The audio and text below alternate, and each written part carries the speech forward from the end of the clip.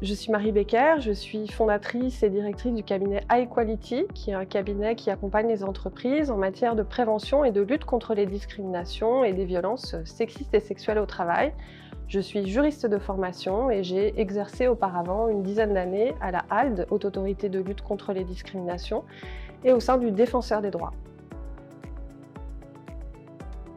Le sexisme ordinaire en entreprise, la plupart du temps, se manifeste par des propos, des comportements, des attitudes qui sont fondés sur des stéréotypes de sexe, qui la plupart du temps sont considérés comme banals, anodins, mais qui en réalité produisent des effets délétères sur les personnes qui les subissent.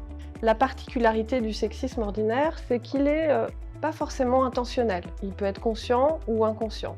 Alors ce qu'il faut savoir, c'est que le cadre légal a été très largement renforcé ces dernières années. Tout d'abord, le harcèlement sexuel prend aujourd'hui en compte les propos et comportements à connotation sexiste. Et dans le code pénal, ces faits sont donc pénalement répréhensibles. Si bien que la gravité qui est attribuée au sexisme est équivalente à celle du harcèlement sexuel. En 2023, l'outrage sexiste est devenu un délit. Tout cela concourt à ce que les entreprises se saisissent sérieusement du sujet et mettent en place une politique de tolérance zéro à l'égard du sexisme. C'est important pour fixer un cadre qui permettra la libération de la parole tant à l'égard des victimes que des témoins.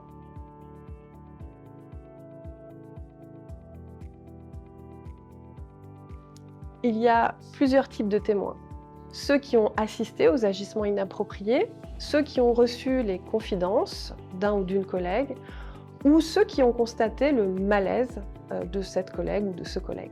La première manière d'agir quand on est témoin, c'est de soutenir la personne qui fait l'objet de ces agissements, faire en sorte qu'elle soit comprise et le moins possible isolée du reste du collectif. Le deuxième conseil qu'on peut donner aux témoins, c'est aussi d'intervenir pour faire cesser les faits.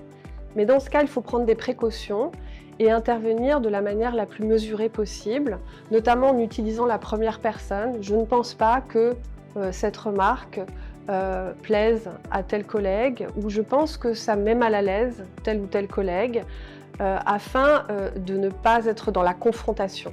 Troisièmement, agir en interne en orientant la personne vers les relais de l'entreprise ou bien alerter la DRH et le référent harcèlement afin que des actions soient prises face à cette situation. En cas d'inaction, le témoin peut toujours conseiller à la personne de saisir l'inspection du travail ou le défenseur des droits.